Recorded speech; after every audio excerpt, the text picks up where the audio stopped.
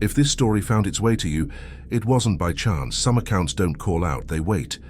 And when you notice you're already listening, subscribe to the channel and leave a like, not for support, but to continue, because stopping now would be the worst possible choice. Take a slow breath and go on.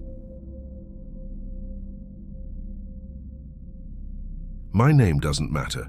What I can say is that I was born and raised in Kuopio, a city in the heart of Finland's lake region. I work as an occupational therapist.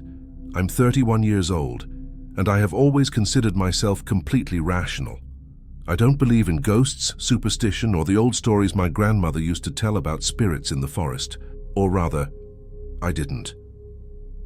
Last summer, in June 2024, a group of friends decided to rent a moki, a traditional Finnish cabin, for the midsummer weekend, Juhannus. It's the most important celebration in Finland, when the sun barely sets and people escape to lakes and forests to relax, drink and sit in the sauna.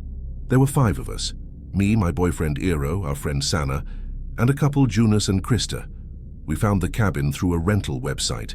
It was somewhere between Kuopio and Joensuu, near Tiilikajärvi National Park. The listing showed photos of a traditional wooden cabin by a private lake, surrounded by endless pine forest. Perfect, and surprisingly cheap. Probably cheap because there's no Wi-Fi, Eero joked as we drove down the narrow dirt road leading to the property.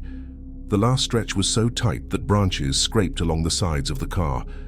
When we finally arrived, it was almost 5 in the afternoon.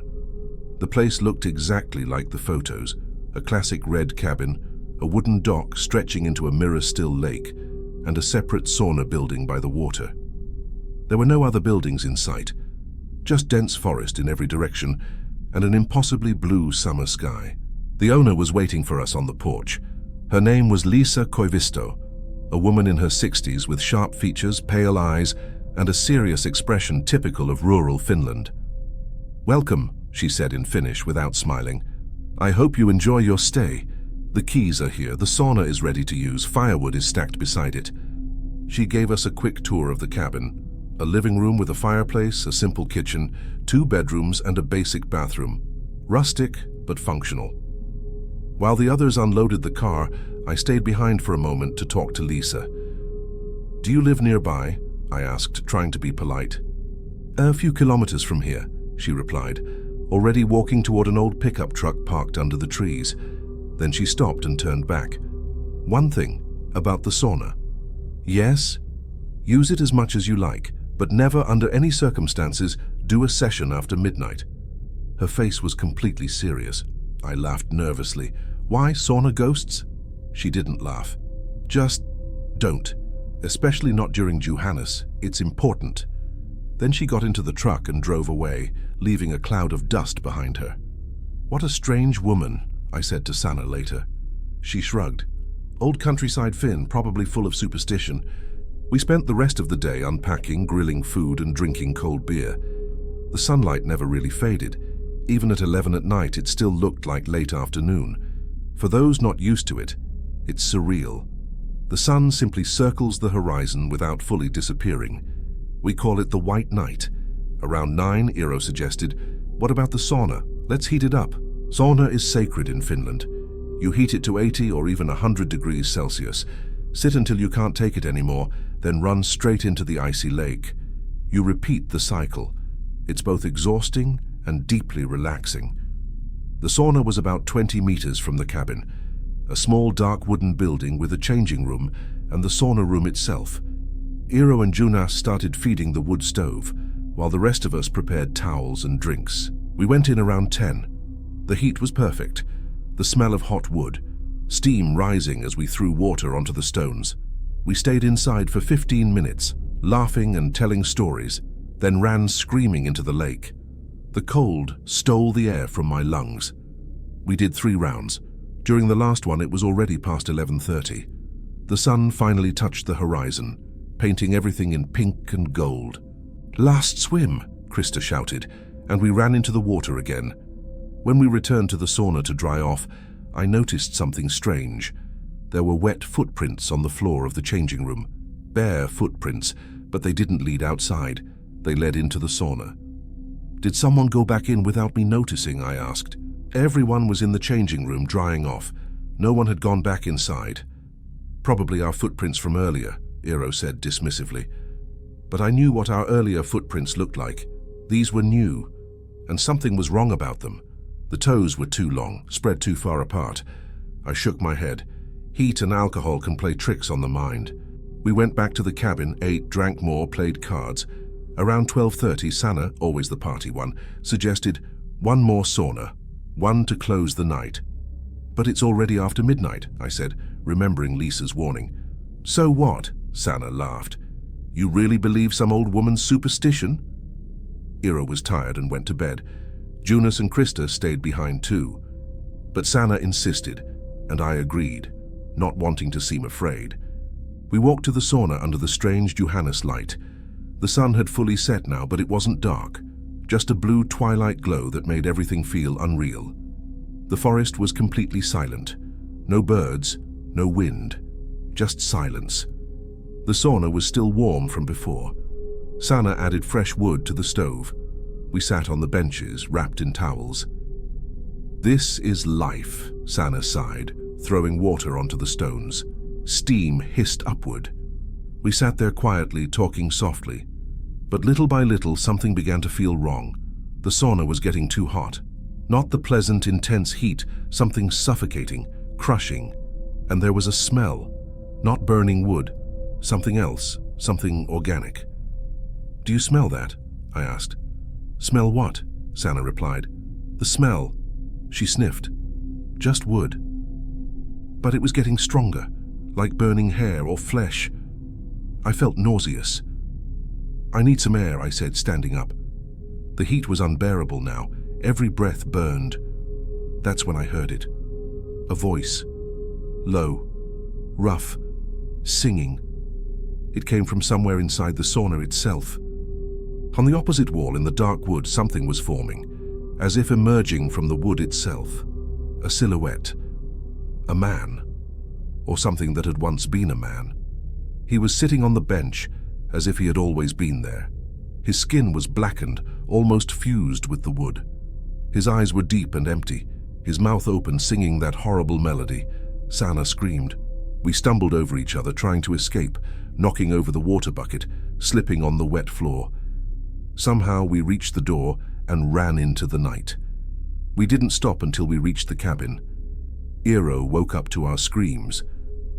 What happened? He demanded, seeing us soaked in sweat, shaking. There was someone in the sauna, Sauna gasped. Or something, I don't know, but it was there. Eero grabbed a flashlight and started putting on his shoes. Probably a drunk or a vagrant. I'll check. No, I shouted, grabbing his arm. It wasn't human, Eero. I don't know what it was. But he was already going. Jonas followed him. The three of us stayed inside, every light on, watching through the window. We saw their flashlights reach the sauna. They went inside. Minutes passed. Long, endless minutes. When they returned, Eero was pale. There's no one there, he said. But, he hesitated. The stove is out, completely cold, like it hasn't been used in hours. That's impossible, Sauna said. I just added wood. I know, Eero replied quietly, but it's cold and there's more. We found this. He placed something on the table, a burned piece of wood. No, not wood. When I looked closer, I realized it was a military identification tag. Old. Corroded. A name was engraved on it.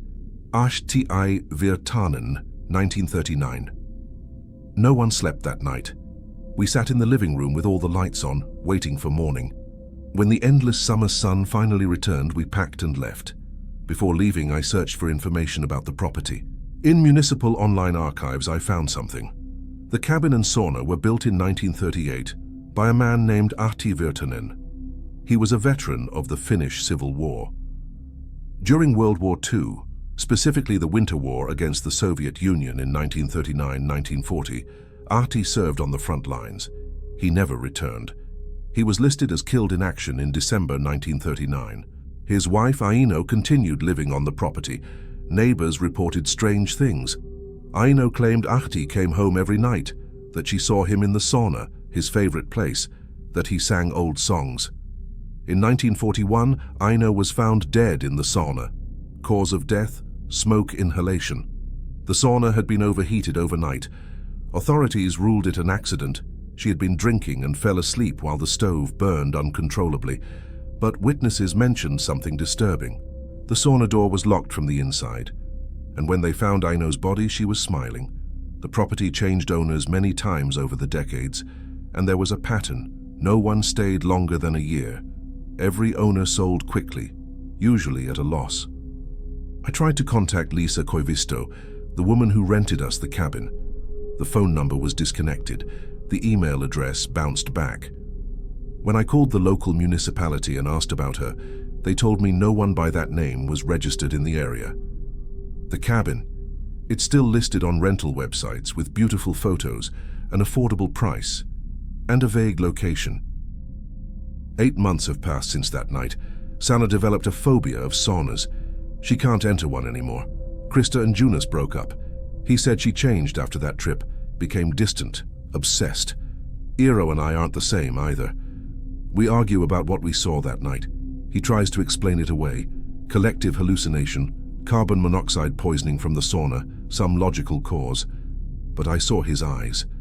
He knows. What truly haunts me isn't what we saw, it's what I discovered afterward. 2 weeks ago, I found an old box in the attic of my grandmother's house. She passed away 5 years ago. Inside were old family photographs, and at the bottom of the box, her diary. I opened it to a random entry from 1965. She wrote about a weekend she spent with my grandfather in a rented cabin near Kuopio, about the tradition of using the sauna, and about one night, after midnight, when they heard singing coming from the empty sauna. We left that place immediately, she wrote, and I never used a sauna during Juhannus again. Some old Finnish traditions must be respected. The spirits that lived on this land before us still walk here. And on the brightest nights of summer, when the sun refuses to fully set, the boundary between worlds becomes thin. She knew. My grandmother knew. And she never told us. Because here is what I finally understood. The twist that keeps me awake at night. It wasn't Arti Virtanen that we saw in that sauna. I searched deeper. Arti Virtanen did die in the war, yes, but records show that his body was recovered and properly buried in 1945. There is a grave with his name in the Kuopio Military Cemetery. I visited it. It's real. So who and or what was in the sauna? I found the answer in an old collection of Finnish folklore at the Kuopio Library. There is an ancient legend, older than Christianity, about the Sauna Tontu, the sauna spirit. They say every sauna has its own guardian spirit. It must be respected. You should never behave loudly or disrespectfully in a sauna. And never, never use the sauna after midnight during Juhannus. Because at Juhannus midnight, when the sun is at its lowest point but has not fully disappeared, the Sauna Tontu reveals its true form. And if you see it, it demands something in return. A life. Aino Virtanen did not die in an accident. She was the offering. And now I understand why Lisa Koivisto, or whoever pretended to be her, rented us that place. Why the warning was vague, why the price was so low. The Sauna Tontu needs to be fed, and every Juhannus, someone has to be there. Someone has to break the rule. We all left that cabin, all 5 of us, which should have been impossible, because according to the legend, once you see the spirit, one of you must stay behind. But did we all leave? I've been thinking about this constantly, replaying my memories of that night. And there are gaps, small moments that don't fit, conversations I don't remember having, a stretch of time in the sauna that feels erased. Yesterday, Eero asked me why I wake up every night at 3:33 a.m. He said I get out of bed, walk to the window, and stare north, toward the forest. And when he calls my name, I take a few seconds to answer, as if I'm somewhere else. I don't remember doing this. There's more. Sometimes when I look in the mirror, there's a smell. Very faint. Burned wood. Sauna smoke. So here is my true confession. The reason I'm sharing this story. I don't know if I'm the one writing this. I don't know if the person who left that forest last summer was really me, or if something took my place. If the Sauna Tontu decided that instead of taking a life, it could simply borrow one, use me as a vessel to exist beyond the sauna, and if that's true, then the real me is still there, trapped in that sauna, waiting, singing the old songs, waiting for the next Johannes midnight, waiting for the next offering. If you're planning to visit Finland in the summer, enjoy the saunas. They are wonderful, cleansing, an essential part of our culture. Just respect the old rules. And if someone tells you not to use a sauna after midnight during Johannes, believe them, because the person giving the warning may no longer be entirely human, and they might be trying to save you from becoming like them, like me.